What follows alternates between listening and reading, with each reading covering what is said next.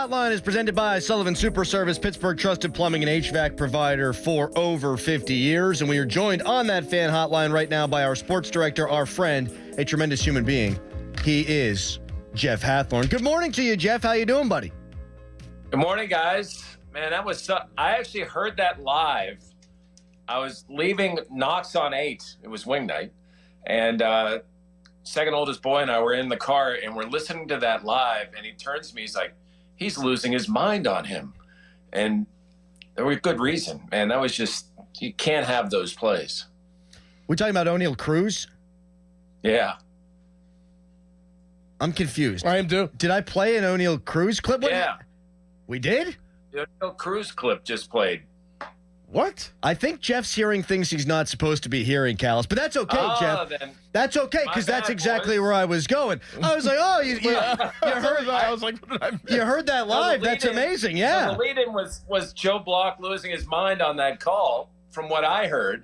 But that must have been something Nicholas was playing in the back that only I could hear. The audio gremlins. Wow. That's okay, Jeff. That's exactly where we wanted to go anyhow. We got Bostic in here until 10, so plenty of Steelers stuff, and we get to some Steelers with you as well. But do you bench Oneil Cruz in that game if you're Derek Shelton? Do you think about sitting him down in game 1 of the Diamondback series just to send a message? I think at this point you know your players well enough. But here's the thing. If you noticed, he's done this a few times. Like, there have been a few fly balls, like the one that Reynolds slid and caught the other 2 days ago. Like, Cruz was right there.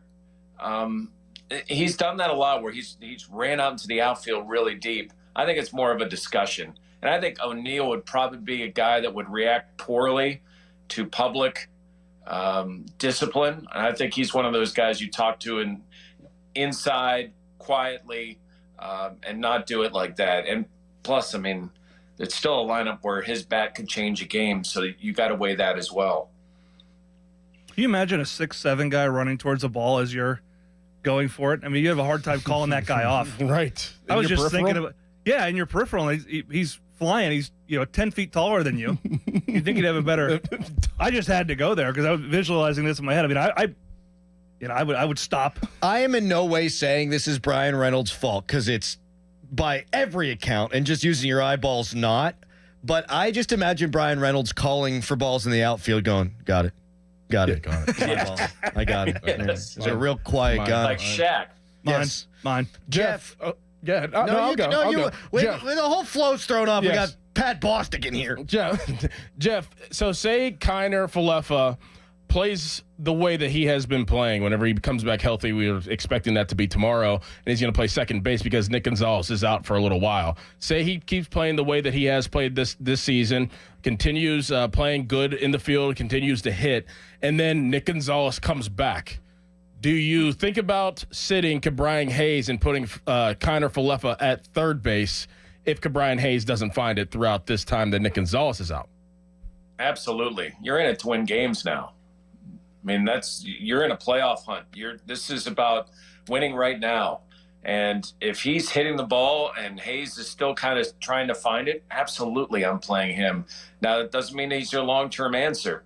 But, man, it gets to a point where, like we've heard from those guys, like, hey, Skeens will finish if we're in a playoff chase. Skeens is going to finish the year. Well, if they're in a playoff chase, you can't worry about Ke'Bryan Hayes. If he's not a productive member of your team offensively and you need offense and Kiner Falefa is giving it to you, you got to play him at least in some type of platoon situation where he plays there a couple of days. You give Gonzalez a day off or wherever you want to try to work him in. He's got to be in that lineup. Jeff, what have you seen now flipping to football out of Justin Fields? We played a Schefter clip earlier on in the show. We've talked to Steelers writers all week long. Are you seeing an ascent by Justin Fields? Are you seeing improvement day to day? It's interesting. He was telling us the other day that he had a little hitch in his motion. Like his throwing motion was a little off, and he was working on it and studying film. And he compared it to a golf swing. Like if you get into some type of bad routine or something is a little off with your golf swing, you kind of got to go back and fix it, or your jump shot's off and you realize, your elbow wasn't tucked properly, whatever it might be. He was kind of there the first couple of days of camp. He felt much better the first day of padded practice, and we saw it. It was his best day, of early on here in training camp. So he feels like he's found something with his delivery that is better. The first couple of days he was very inconsistent. He's better, and obviously him running around is frustrating even his own defense. Jeff, outside of George Pickens, what other receiver has stuck out to you throughout the first couple of days of training camp? This doesn't mean he's the answer there and that he's going to be, what somebody else from the outside could be. But Van Jefferson's been good. He made a one-handed catch yesterday. He's had a couple of, plays down the field where he's shown off the speed again on 11-on-11 drills. But he has shown some flashes of a guy that could be a productive receiver in the NFL. And we'll see how all of this plays out. It's still way early, but you have to give him some props. Most of the stuff that comes his way, he catches. It's been a good camp so far for Van. Jeff, it's early. Crowley, I just cut you.